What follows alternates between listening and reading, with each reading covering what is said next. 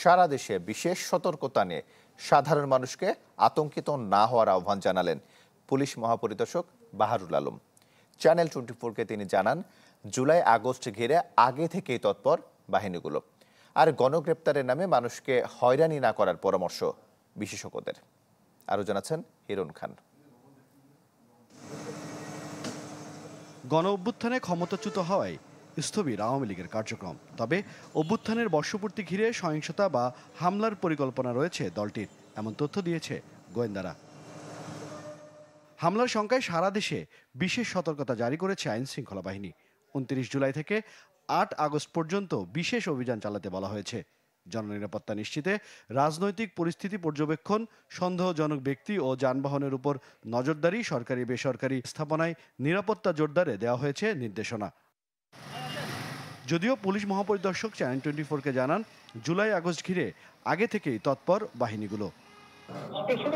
কিছু সেন্স করছে যে নাশকতা হতে পারে, এর জন্য তারা একটা অ্যালার্ট দিয়েছে। নাশকতার আশঙ্কাই ধরে নিয়েছি। তার স্পেশাল ব্রাঞ্চের যে অ্যালার্টটা, এটা তো এরকমই, কোথাও বোমাবাজি করলো, কোথাও একটা আগুন লাগিয়ে দিল, এগুলো এটা করেছে তারা। ঠিকঠাক তো এইভাবেই করে। জনগণকে আতঙ্কিত না হওয়ার পরামর্শ দেন পুলিশ প্রধান। আমরা সতর্ক আছি। আমি মনে করি যে জনসাধারণ আমরা এই দায়িত্বে আছি। আমার মনে করি যে তারা নিশ্চিন্ত থাকুন, আতঙ্কের কিছু নেই। গণগ্রেপ্তারের নামে অতীতে মানুষকে হয়রানির নজির রয়েছে, এবার সেদিকে নজর রাখার পরামর্শ অপরাধ বিশ্লেষকদের।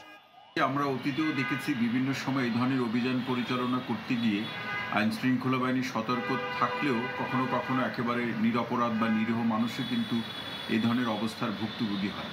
কিন্তু এবারের বাস্তবতায় এই কোনো নিরপরাধ কিংবা নিরীহ মানুষ যাতে কোনোভাবে হয়রানির শিকার না হয়।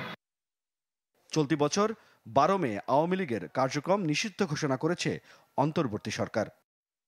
হিরণ খান, চ্যানেল 24, ঢাকা।